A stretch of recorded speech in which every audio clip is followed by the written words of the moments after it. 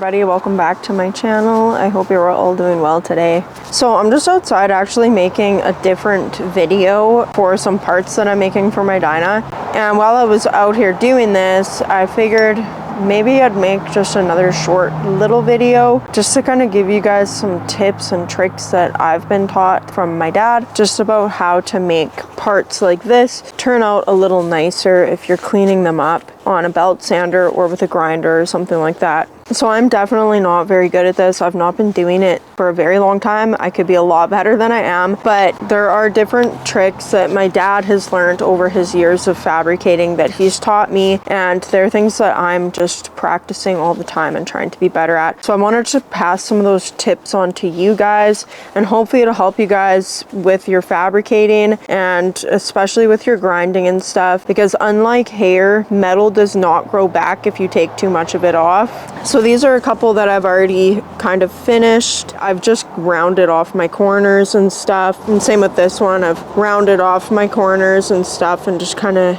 tried to make them look a little nicer than just cut steel. And when you're doing anything like this, guys, light will be your friend. So you want to make sure you've got decent light. You want light that's going to reflect off of your part, because it's the reflection that you're going to use to just see how uniform your part actually is. This is one that I did a little bit of work on last night, but it was dark out, and I'm going to try to clean this up, make it look a little more uniform and just a little nicer. It's really hard to show you guys in the camera, but with the light reflection, you're going to be able to see just the different high and low points in your metal. You're going to be able to see where it's not quite uniform, or where you might need to take a little more material off, or where maybe you've taken a little too much off. Something like this, if you got like a hole and you're trying to round out the edge of something, or trying to round something out and make it nice and uniform, and you can get a bolt and a nut and a couple washers that are the same size, and you can just actually bolt a couple washers on, kind of something like that. So if you have a couple washers the same size, then you just put one on either side,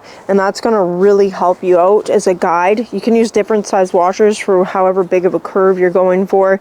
You can go up to the washers if that works for what you're working on, or you can use it just as a guide and just kind of eyeball it like that. So you just kind of do whatever works for you. I'm going to get working on this one, and I'm going to try to put my camera in a position where you guys are going to get a good enough view to see what I am trying to show you. Okay, so remember how I said light is your friend when you're working on stuff like that? Well, not only is it going to help you to see the high and low points in your material, it's also going to help you just to make sure that your part is staying nice and flat on your surface that you are grinding with. So that's very important. You want to make sure that if you want things to be uniform, you want them to stay nice and flat and level on what you're working on. So you'll be able to see where light gaps is coming in.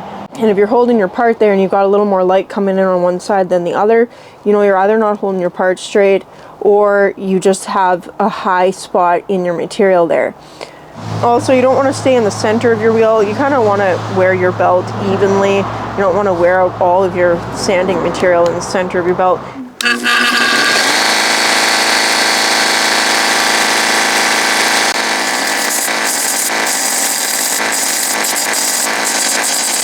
Okay, so I was just working on this part here, and I wanted to show you guys this while I'm partly through it.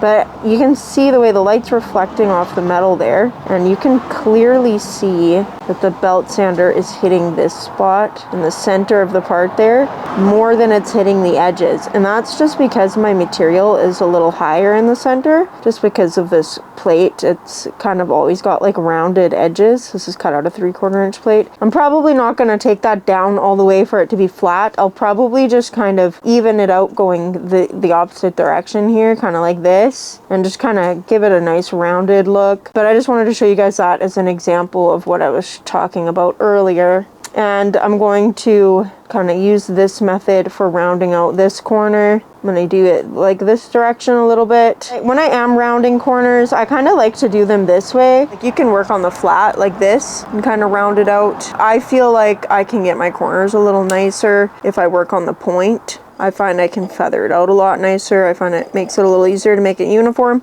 And one thing you want to avoid if you are going to do it that way, just working on the point, you don't want to keep your piece on the belt going back and forth like this.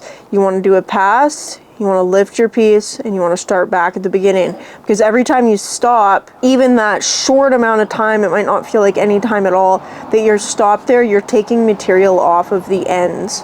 And you don't want to end up with divots on the ends. It'll look bowed or whatever, right? Anyway, let's get to work.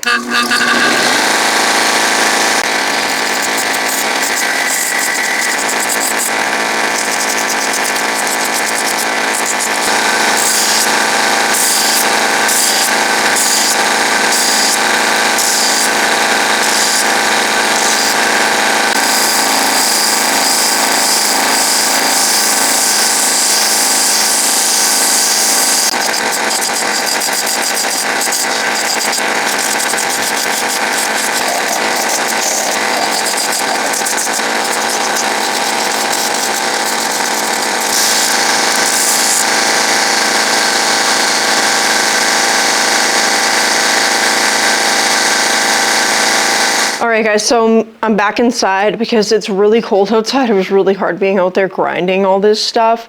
But me and my eagerness to get things done totally forgot to show you guys these parts after I ground them, before I painted them. So this is the one that I was showing you guys that I wanted to just kind of round stuff off a little bit better. As you can hopefully see, it is round off just a little bit more.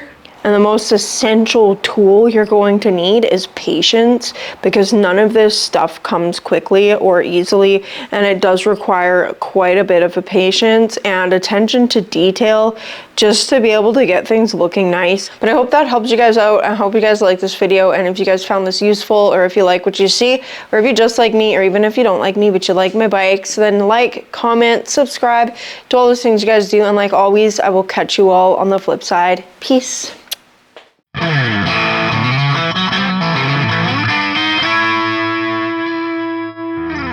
If you are going to use that kind of a method, and another thing too, why is this making it so hard to see? Why is this gotta be so difficult? It's so hard to show people on a frickin' camera.